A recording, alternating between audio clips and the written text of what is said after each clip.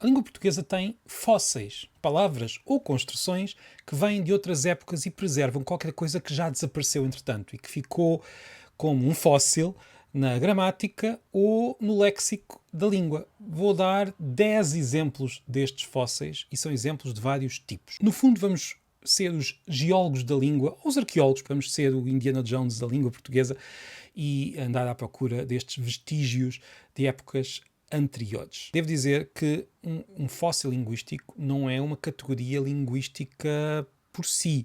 É um conjunto de diferentes fenómenos que podemos descrever como fósseis porque de facto preservam algo que vem do passado, que já não existe na realidade, mas que está impresso na língua, mais uma vez, como fóssil. Antes de avançar, devo dizer que o último fóssil está em todas as nossas casas de banho. Um fóssil linguístico que nós usamos quando vamos à casa de banho. Esse é o 10º fóssil. Um dos fósseis mais famosos é a palavra cor, quando nós dizemos saber de cor, ou saber de cor e salteado. Aquele cor é uma palavra que já só se usa naquela expressão, está fossilizada naquela expressão. De onde é que vem este cor? Nós encontramos a palavra quando ainda não era um fóssil.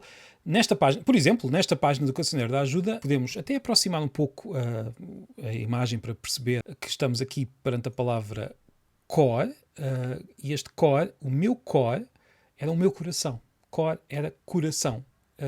E era uma palavra para coração usada, por exemplo, na poesia medieval. Depois acabou por ficar fossilizada. Ficou fossilizada naquela expressão e hoje já só se usa quando queremos dizer saber de cor, saber de coração.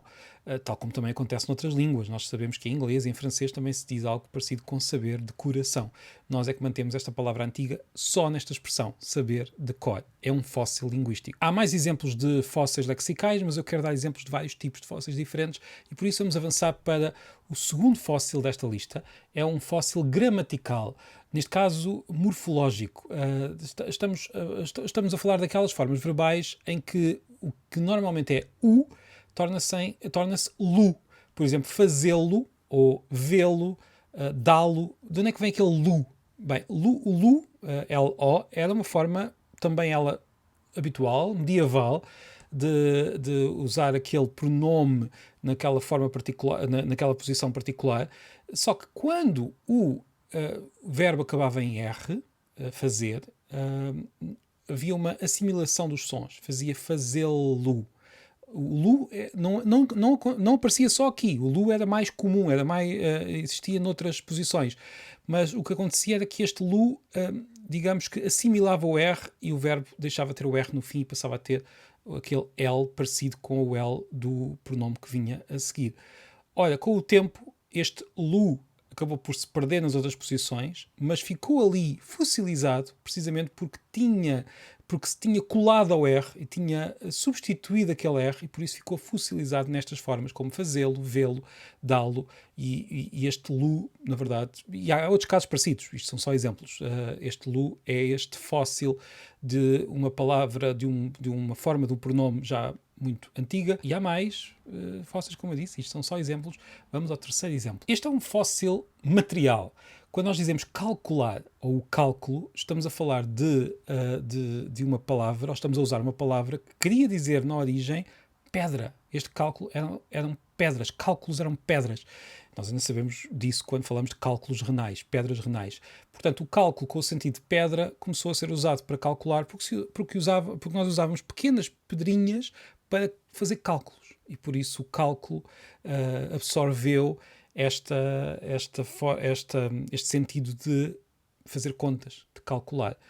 O sentido de pedra quase que se perdeu, ainda se mantém na medicina, com o cálculo renal, mas fora disso é muito, muito raro que nós usemos a palavra para significar uma pedra, por isso ficou fossilizada, este sentido de pedra ficou fossilizado quando nós dizemos calcular ou fazer um cálculo.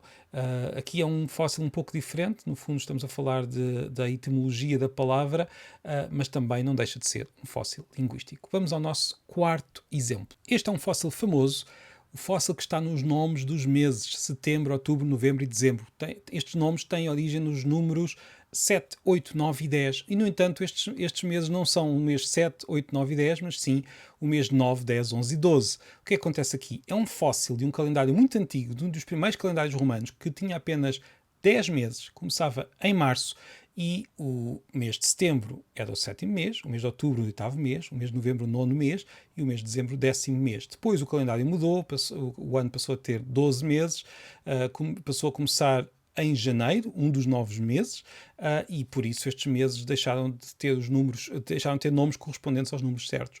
Mas os nomes mantiveram esta história, mantiveram esta fase anterior, são nomes com números fossilizados lá dentro. Nós temos os números lá dentro como fósseis e podemos escavar e ver como é que podemos ver um pouco da história dos calendários romanos a olhar para as nossas palavras que nós usamos em setembro, outubro, novembro e dezembro. Há outro fóssil relacionado com o calendário quando nós dizemos ano bissexto. E ano bissexto porquê? Porque os anos em que era preciso pôr mais um dia eram, digamos, aumentados através da repetição do sexto dia antes das calendas de março. E por isso eram anos bissextos, com 2 sextos dias.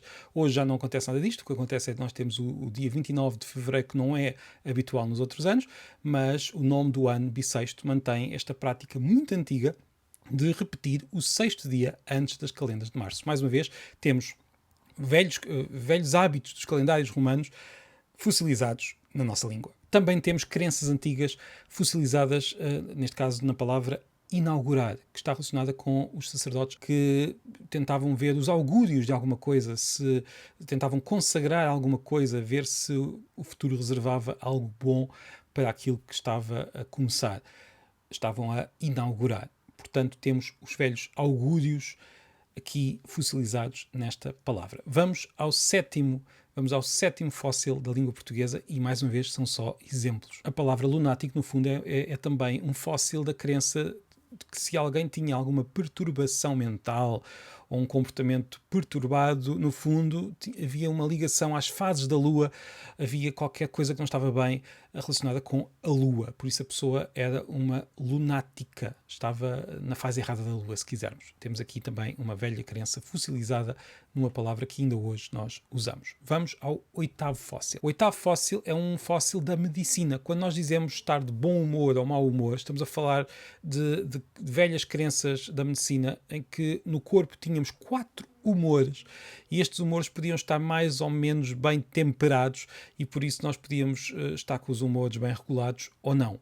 Isto leva-me ao nono fóssil, que na verdade estamos a falar de um grupo de fósseis, que são os próprios humores, os nomes dos humores. Hoje os médicos já não acreditam na existência dos humores, mas as palavras mantiveram-se metaforicamente como fósseis dessa crença.